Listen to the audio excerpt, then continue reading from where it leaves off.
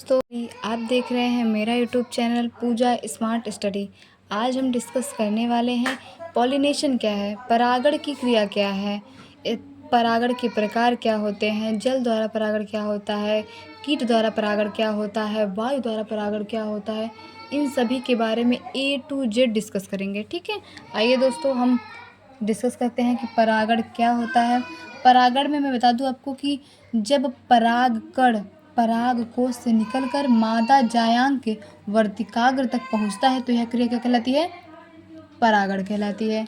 देखिए मैंने वो डेफिनेशन लिख रखा है, आप देख सकते हैं। देखिए, जब परागकण का पराग कोश से निकलकर मादा जायांग के वर्तिकाग्र तक पहुंचना ही क्या कहलाता है, परागण कहलाता है। जब परागकण परागकोश से निकलकर मादा जननांग के वर्तिकाग्र तक पहुंचना ही क्या कहलाता है, परागण। जैसे मतलब देखिए, जैसे ये एक परागकोश हो गया, तो जब परागकण यहाँ से निकलकर मादा जायांग, जैसे मादा जायांग यही है ना, यही मादा जायांग। जब मादा जायांग के वर्तिकाग्र तक ये पहुँचता है तो यह प्रक्रिया क्या कहलाती है, परागण। अब देखिए मैंने परागण क्या है, मैंने परागण के प्रकार बताए हैं। परागण दो प्रकार के होते हैं, एक होता है स्वपरागण, एक होता है परपरागण, है ना। एक होता है स्वपरागण, एक होता है परपरागण। और देखिए यहाँ पर स्वपरागण भी दो प्रकार का होता है, एक होता है स्वयुग्मन जिसे ऑटोगेमी कहते हैं, एक होता है सजात पुष्पी परागण जिसे जिटनोगेमी कहते हैं। ठीक है, पहले हम स्वपरागण के बारे में डिस्कस करेंगे, फिर उसके बाद परपरागण के बारे में। आप इंग्लिश की टर्मिनोलॉजी याद कीजिएगा। स्वयुग्मन को ऑटोगेमी कहते हैं और सजात पुष्पी परागण को जिटनोगेमी कहते हैं। ठीक है, अब देखिए स्वपरागण है क्या। स्वपरागण में पहले हम पढ़ेंगे स्वयुग्मन, फिर पढ़ेंगे सजात पुष्पी परागण। स्वयुग्मन क्या है मैं आपको बता दूं। स्वयुग्मन एक ही पादप में होने वाली ये प्रक्रिया है। जैसे ये एक पादप ले लिया मैंने, तो ये देखिए एक पुष्प। ये जो स्वयुग्मन की प्रक्रिया होती है, ऑटोगेमी जिसे कहते हैं, वो एक ही पादप के एक ही पुष्प के मध्य होता है। ये पुष्प कैसा होता है, बंद होता है। ठीक है, पुष्प बंद है। यहाँ पर आपको परागकोश भी देखने को मिल जाएगा, यहाँ पर आपको वर्तिकाग्र भी देखने को मिल जाएगा। ठीक है, तो जब एक ही पादप के परागकोश से, एक ही पुष्प के परागकोश से परागकण निकलकर उसी पुष्प के, वही पुष्प है, एक ही पुष्प है, उसी पुष्प के जायांग तक पहुंचता है तो इस प्रक्रिया को क्या कहते हैं, ऑटोगेमी। क्या कहते हैं, ऑटोगेमी कहते हैं इसे, ऑटोगेमी जिसे स्वयुग्मन कहते हैं। तो मैं फिर से समझाती हूँ दोस्तों। जब परागकण एक ही पादप के एक ही पुष्प के परागकोश से निकलकर उसी पुष्प के जायांग तक पहुंचता है तो यह प्रक्रिया क्या कहलाती है, ऑटोगेमी कहलाती है या स्वयुग्मन कहते हैं। ठीक है, यही मैंने लिख भी रखा है, आप देख सकते हैं। देखिए मैंने लिखा है, जब एक ही पादप में परागण की क्रिया संपन्न हो तो उसे क्या कहते हैं, स्वयुग्मन कहते हैं, है ना। देखिए जो परागण होता है, आप देख सकते हैं कि ये एक ही पादप के एक ही पुष्प में यह क्रिया संपन्न हो रही है। ये मैंने लिखा है कि पुष्प में एक ही पुष्प में संपन्न होता है। और देखिए जो परागकण होता है उसी पुष्प के वर्तिकाग्र पर पहुंचता है ना। देखिए आप देख लीजिए, जब परागकण उसी पुष्प के वर्तिकाग्र तक पहुंचा है। और देखिए यहाँ पर परागणकर्ता नहीं चाहिए। जब परागकण जो परागकोश से निकलते हैं तो परागणकर्ता की आवश्यकता होती है, लेकिन यहाँ देखिए जब एक ही पुष्प में यहाँ प्रक्रिया हो रही है तो परागणकर्ता नहीं चाहिए होता है। अब बताइए परागणकर्ता क्या होता है। देखिए परागणकर्ता क्या है, जल हो सकता है, वायु हो सकता है, कीट हो सकता है, कोई भी हो सकता है। ठीक है, परागणकर्ता कोई भी हो सकता है, परागणकर्ता कोई भी हो सकता है, जल भी हो सकता है, कीट भी हो सकता है, वायु भी हो सकता है। और यहाँ पर देखिए विभिन्नताएं भी कम उत्पन्न होती हैं। अर्थात जब परागण की क्रिया एक ही पादप की एक ही पुष्प में चलेगा तो विभिन्नता कहाँ उत्पन्न होगा, जो आगे आने वाला पुष्प बनेगा वो भी इसी पुष्प की तरह होगा, सेम होगा, तो विभिन्नताएं कुछ उत्पन्न नहीं हो पाएंगी। ठीक है, तो आइए दूसरा, सजात पुष्पी परागण क्या है, जिटनोगेमी क्या है, पहले हम चित्र की सहायता समझा दें। जो जिटनोगेमी है वो भी एक ही पादप में होने वाली प्रक्रिया है। केवल दो पुष्प के मध्य यह प्रक्रिया चलती है। देखिए एक पुष्प, ये देखिए दो पुष्प, है ना, केवल दो पुष्प के मध्य होने वाली ये प्रक्रिया है। ठीक है, तो जब कोई परागकण परागकोश से निकलकर उसी पादप के किसी दूसरे पुष्प पर देखिए किसी दूसरे पुष्प के वर्तिकाग्र तक पहुंचता है तो यह प्रक्रिया क्या कहलाती है? जिटनोगेमी। क्या कहलाती है प्रक्रिया? जिटनोगेमी कहलाती है। ठीक लीजिए, फिर से सुन लीजिए। जब परागकण परागकोश से निकलकर उसी पादप के किसी अन्य पुष्प के वर्तिकाग्र तक पहुंचता है तो यह प्रक्रिया क्या कहलाती है? जिटनोगेमी। मैंने देखिए यहाँ पर लिख रखा है कि जब परागण एक ही पादप के, देख लीजिए एक ही पादप है, के दो पुष्प के मध्य होता है, देखिए दो पुष्प के मध्य हो रहा है, तो उसे जिटनोगेमी कहते हैं। ठीक है, फिर देखिए यहाँ पर परागणकर्ता चाहिए। यहाँ पर परागणकर्ता मतलब जल, वायु या कीट किसी भी की आवश्यकता हो सकती है। देखिए जब पुष्प खुला हो तो वायु द्वारा भी पोलिनेशन हो सकता है, कीट द्वारा भी हो सकता है, जल द्वारा भी हो सकता है ना। तो आप निर्भर करता है वो कहाँ रहता है, किस स्थिति में है। ठीक है, अब देखिए, अब तीसरा हम क्या समझते हैं? परपरागण क्या है। ठीक है, परपरागण क्या है? परपरागण के लिए पहले मैं चित्र के साथ समझाती हूँ।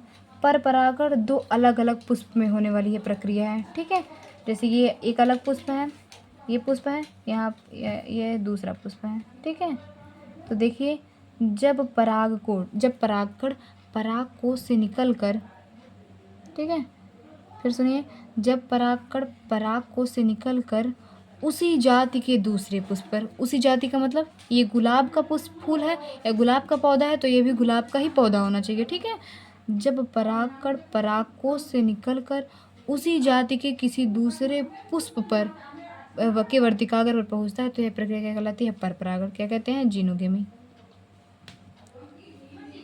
ठीक है, तो इसे क्या कहते हैं? परपरागण। परपरागण कहते हैं। ठीक है, इसमें क्या होता है? परागणकर्ता की आवश्यकता भी होती है। देख लीजिए, जब एक पादप से दूसरे पादप पर आपको परागकण ले जाना है तो आपको क्या होता है? तो आपको परागणकर्ता की आवश्यकता होती है। ठीक है, ये देखिए मैंने लिख भी रखा है कि जब परागण एक ही जाति के दो विभिन्न पादप के मध्य होती है तो इसे जीनोगेमी कहते हैं। देख लीजिए, जब परागण एक ही जाति का पौधा है, मैंने बताया आपको, अगर ये गुलाब का पुष्प है तो ये भी गुलाब का क्या पुष्प होना ही चाहिए। तो दो विभिन्न पादप हैं, भिन्न भिन्न पादप तो है ही, अलग पादप है, एक ही पादप तो है नहीं, तो इसे क्या कहते हैं? जीनोगेमी। इसमें परागणकर्ता की आवश्यकता होती है। परागणकर्ता मैंने बताया ना, वायु, जल, कीट कुछ भी हो सकता है। तो आप अगर स्क्रीनशॉट लेना चाहते हैं स्क्रीनशॉट ले सकते हैं, देख लीजिए, है ना। अब आगे हम डिस्कस करते हैं कि जल परागण क्या है, वायु परागण क्या है और कीट परागण क्या है। देखिए देखिए क्या है, अब देख लिया मैंने लिखा है। जो परागण करता होता है जिसे कहते हैं एजेंट ऑफ पॉलिनेशन, यह दो प्रकार का होता है। कौन कौन सा? एक होता है अजैविक कारक जिसे एबायोटिक एजेंट कहते हैं, एक होता है जैविक कारक जिसे बायोटिक एजेंट कहते हैं। अजैविक कारक में कौन आता है? वायु और जल आते हैं। देख लीजिए मैंने लिखा है यहाँ पर, देखिए एयर और क्या आता है? वाटर आता है। ठीक है, और यहाँ पर जैविक कारक में क्या आता है? मुख्य क्या होता है? कीट आता है, और अन्य क्या आता है?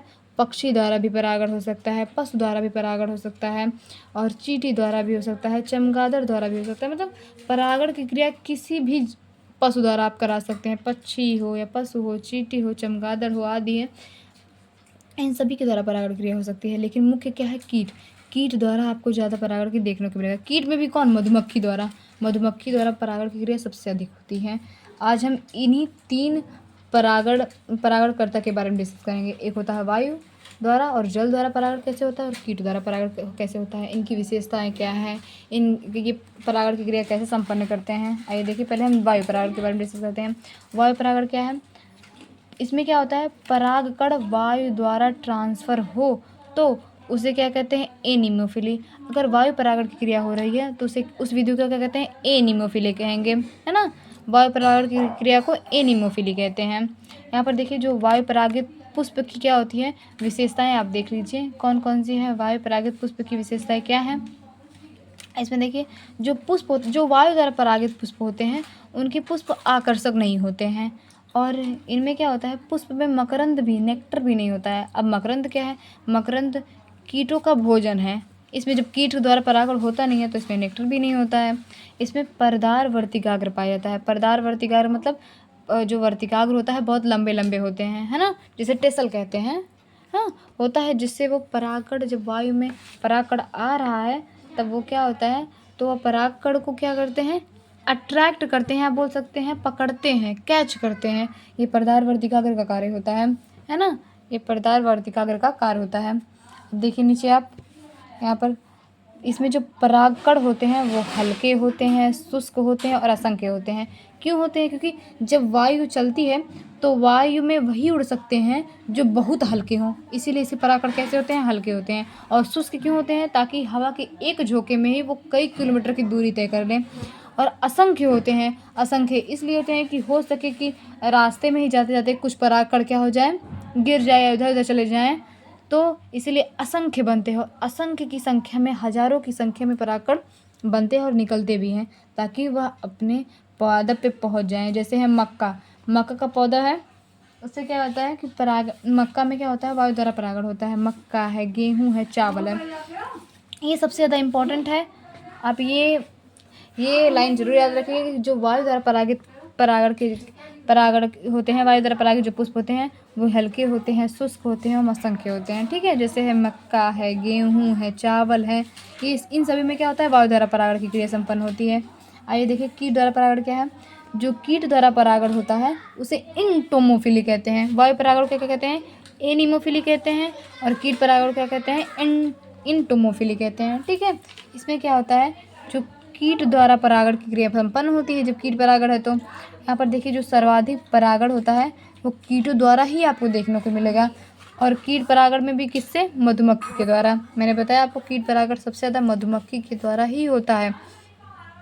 सबसे अधिक यहाँ देखिए जो कीट द्वारा परागित पुष्प होते हैं उनकी विशेषताएं क्या क्या हैं।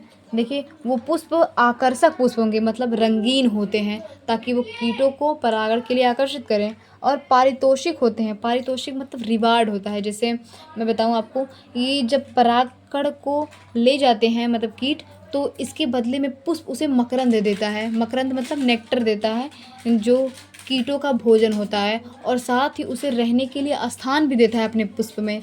और साथ में उस कीट को अंडे देने के लिए भी कभी कभी स्थान दे देता है।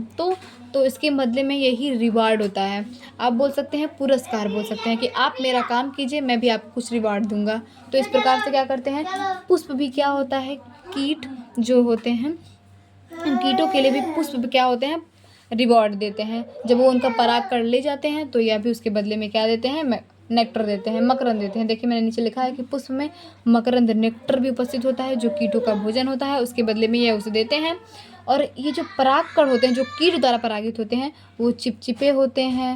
मैं बोल सकती हूँ परागकण पर पोलन कीट युक्त होता है, मतलब वसी पदार्थ होता है, चिपचिपा पदार्थ होता है, ताकि जब कोई कीट पुष्प पर मकरंद के लिए बैठे तो परागकण उसके शरीर पर चिपक जाए और फिर वापस जब दोबारा वह उसी पादप के पुष्प पर जाकर नेक्टर या मकरंद के लिए बैठे तो वह परागण उस पर छोड़ दे, जिससे परागण की क्रिया संपन्न हो जाए, है ना।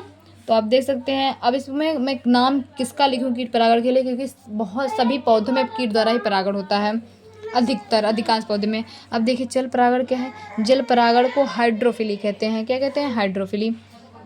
ये देखिए जो जल द्वारा परागण होता है उसे जल परागण कहते हैं। उनकी विशेषताएं क्या हैं? उनकी विशेषता यही है, जो परागकण होते हैं परागकण पर श्लेष्मीय आवरण उपस्थित होता है और परागकण जो होता है रिबन के आकार के होते हैं, है ना। एग्जाम्पल के लिए आप देख लीजिए, वेलिसिनेरिया है, जोस्टेरा है, हाइड्रिला है।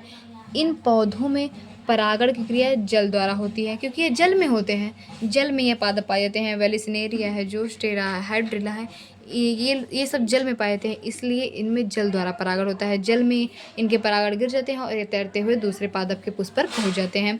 लेकिन एक इम्पॉर्टेंट पॉइंट मैं बता दूं, एक होता है जल लिली, एक होता है जल लिली, एक होता है जल लिली, एक होता है जल लिली और एक होता है जलकुंभी। ठीक है, एक होता है जल लिली, एक होता है जलकुंभी। ये दोनों जल में ही रहते हैं, है ना। ये दोनों जल में ही रहते हैं, लेकिन इनमें परागण की क्रिया कैसे होती है? इनमें परागण क्रिया वायु या कीट द्वारा होती है। वायु या कीट द्वारा परागण होता है। ठीक है, ये इम्पॉर्टेंट पॉइंट है कि ये जल लिली और जलकुंभी जल में ही रहते हैं, फिर भी इनमें जल द्वारा परागण नहीं होता है, बल्कि किसके द्वारा, वायु या कीट द्वारा परागण होता है। ये पेपर में पूछा जा सकता है कि जो जल लिली या जलकुंभी होता है उसमें परागण किस प्रकार होता है, तो आप बता दीजिएगा वायु या कीट द्वारा होता है। देखिए दोस्तों, अगर आप स्क्रीनशॉट लेना चाहते हैं तो स्क्रीनशॉट आप ले सकते हैं, और अगर आप किसी अन्य टॉपिक पर डिस्कस करना चाहते हैं तो कमेंट सेक्शन में ज़रूर लिखें, और वीडियो अच्छी लगी हो तो लाइक सब्सक्राइब करना ना भूलें दोस्तों, और अन्य लोगों को भी शेयर करें। धन्यवाद।